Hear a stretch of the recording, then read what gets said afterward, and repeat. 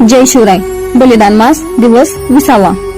शिवबा समान स्फुरण्या उरी राष्ट्रभाव, तृणवत जीवित समजू तेजू देह भाव.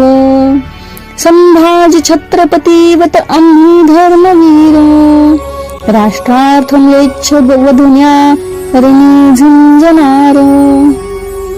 हा श्लोक म्हणजे छत्रपती शिवाजी महाराज आणि छत्रपती संभाजी महाराजांच्या विचारांचे एक धगधगते अग्निकुंड आहे, जे आपल्याला आजही लढण्याची प्रेरणा देते.